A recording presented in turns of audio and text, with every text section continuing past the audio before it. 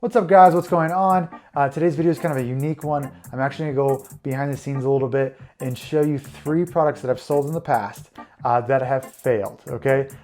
So, if you're in the product research stages, this is gonna be a perfect video for you because, you're getting a live look of all these products that have failed for me, and I'm gonna explain to you why they failed, what did I do wrong, what was wrong with my thinking kind of on these products, what could I do better. That way you can apply these things you learn from my experiences to your own experience, right, which is key, right? If you can learn from someone else's mistakes, that's probably going to save you a lot of money, right? Before we get into that, if you're new to this channel, my name is Cameron James. Welcome in. In this channel, I just want to let you know, we talk about everything Amazon FBA, right? We talk about my experience of selling for 3 years now and being a 7-figure seller. We talk about, my journey going on to create my second 7-figure seller account, which is my goal this year. And then everything I learned, walkthroughs, everything like that, I also show that here in the channel as well. So if that sounds like the right thing that you're looking for, please subscribe down below. It means the world for me. My goal is to create a huge YouTube family. I think that'd be super cool to help out as many people as possible. So please join. We'd love to have you, okay? But not wasting any more of your time, let's just get into the products and why they failed. Let's dig into my screen and we can go step by step for each one of the products that have lost me tons of money. So on Amazon here, let's go over the first one, which honestly is probably the most embarrassing one. But it is a pizza stone, okay? It was actually a ceramic pizza stone, which I think most of them are. But if you guys don't know what this product is, it's literally a piece of ceramic that you put in the oven on your pizza to make it like nice and crispy, have that perfect cook, right? And, my thinking on this was, I was still young. This was early 2017. And, I came up with a brand name called Kitchen Kings, right? No one trademarked it. So I was super excited. I was like, I'm going to be, a huge kitchen goods seller. I'm going to turn this into an empire. And I was kind of naive. Early 2017, there wasn't a ton of information kind of out of what to sell and what to not to sell, what to look for, what not to look for, right? Compared to nowadays. And so I was like, yeah, let's get these over here. They're going to go great. They're going to sell. I didn't look at much data. I knew they were selling well. But, just naively, we went and bought a good amount of them. I think like 100 to 200 for our first order, which at the time, luckily, that's all we ordered. And at that time, we were shipping them to our house and expecting the goods before we're sending them to Amazon FBA, right? Because we're new, we just wanted to see how it worked.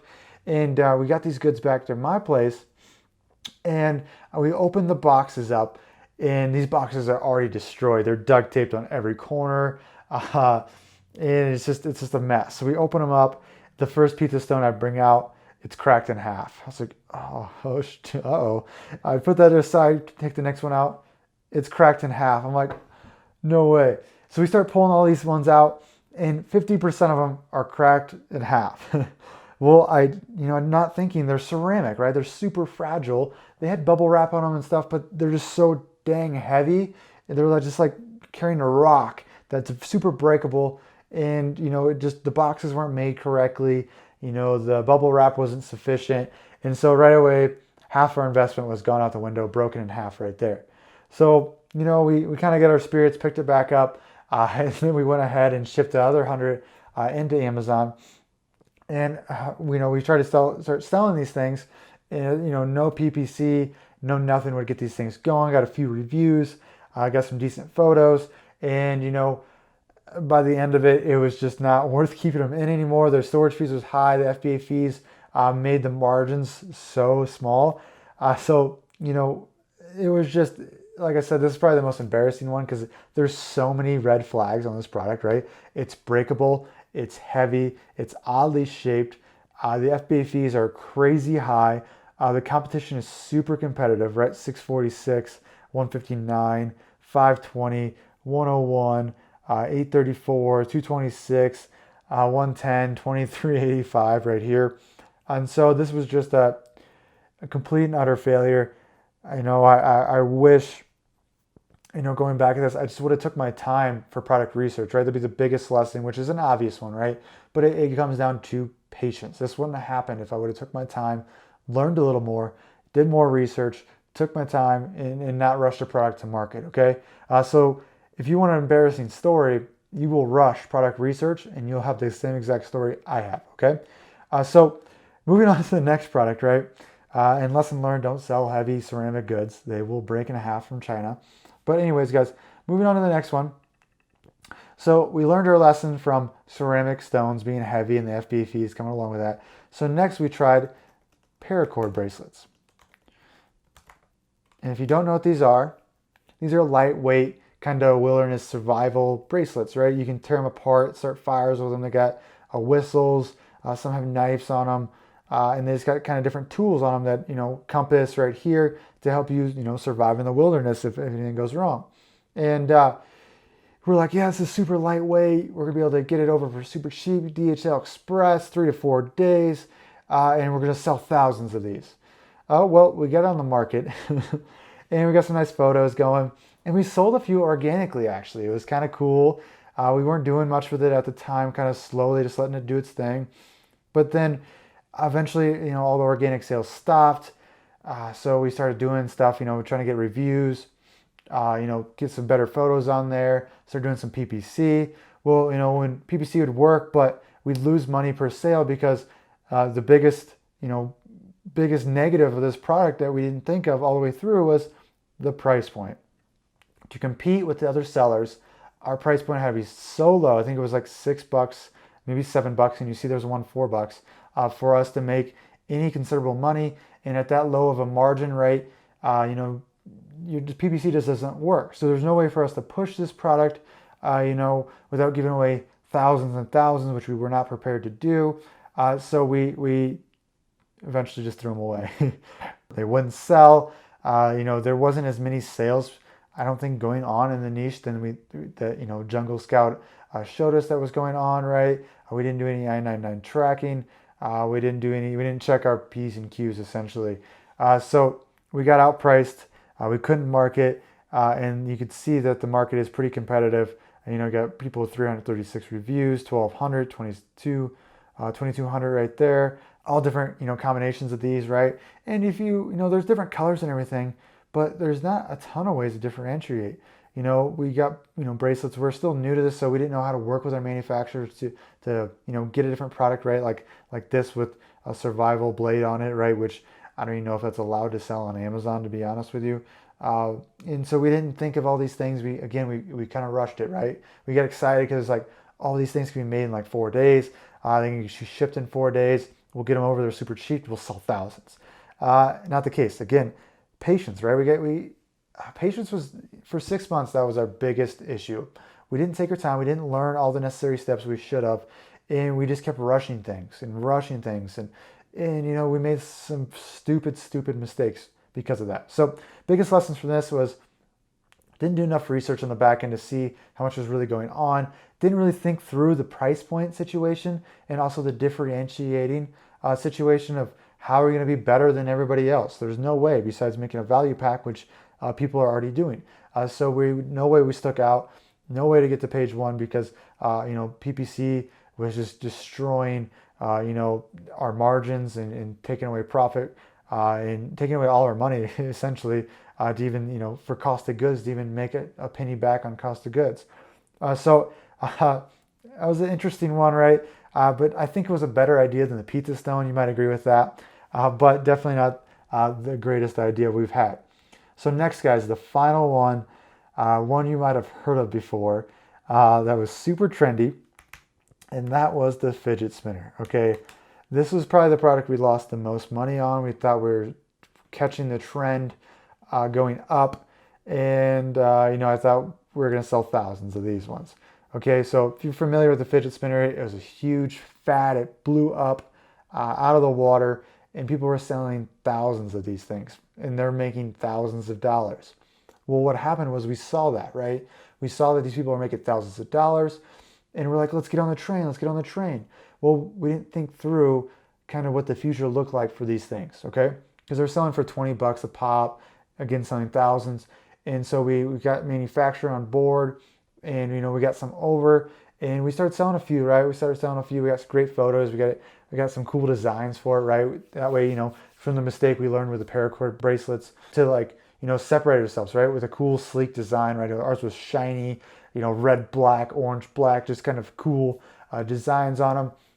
And at first we put them up and we sold like 10 to 20 a day for like 3 or 4 days. We're like, okay, this is it. We're going to be rich. And all of a sudden, 1-star reviews start flooding. And like people are leaving videos about spin time and stuff. And just like saying how these suck, pieces are falling off. They don't spin longer than like a minute, which is a fidget spinner. You want like 3 to 4 minutes spin time for it to be good quality. And ours was not doing that, okay? And the lesson we learned here was that we picked the wrong manufacturer. First of all, there's actually many lessons we learned here. But the first one is that the product market was so saturated that every Chinese manufacturer wanted to sell these things because Americans were buying thousands and thousands.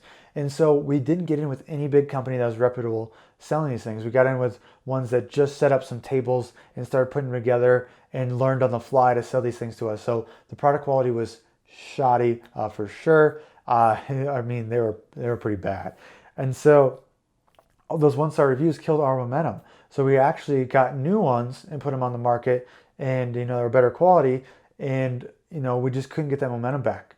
And we couldn't get the momentum back. We tried PPC, we tried everything. We're like, okay, our quality is great. We got our reviews back up, right, a little bit. And it was like, okay, they used to be selling. They were selling earlier like this. What's going on? Well, what happened was, after months have passed of us fixing the issue and getting the product on the shelf for the first time, after we've seen all these sales, the trend was over. The fad was over. It was a trendy product and it ended, okay? And we can see this if we go to Google Trends. We can see exactly what I'm talking about here. Okay, and we go to 5 years. And we see this little bump right here.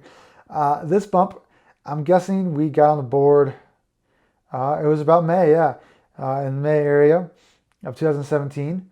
And, it took us months and months to figure out quality and get our reviews back up, July, August. And this is why we couldn't get our sales back up. We were spending more on PPC than the cost of goods. And we had to throw them away, which we bought a crap ton of them. And it probably cost us $5,000 overall. And the biggest lesson I can think of, is to make sure the manufacturer is right, make sure you're vetting them properly, and make sure you don't get too excited and just pull the trigger right away. Again, going back to patience, right? And then the second one is don't do trendy products, right? And it's pretty easy to tell what a trendy product is because a fidget spinner provides no value for the most part to anybody. It was just a fad. It was something cool, real quick that everybody wanted one, right? Spinning around. It provides pretty much no value, right? It's supposed to help with ADHD, but so is going to bed earlier and getting all your sleep, right? So that provides more value than a fidget spinner itself. And so that's why it's a fad. That's why the trend became over after a while. People got tired of them. The price point plummeted. I mean, $20 a pop. I think when they first started out, they were selling for $40 to $50 a pop, which was just absolutely insane.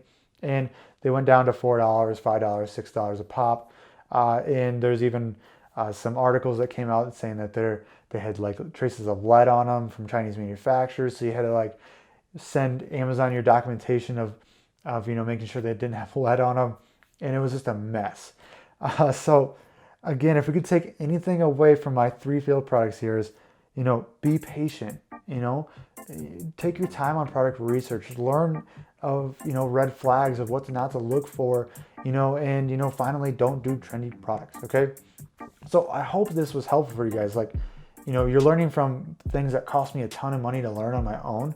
And I hope that, it's extremely valuable to kind of put pieces together because I did not have that, unfortunately, when I first started. So hopefully, you learned a lot from this video about my mistakes.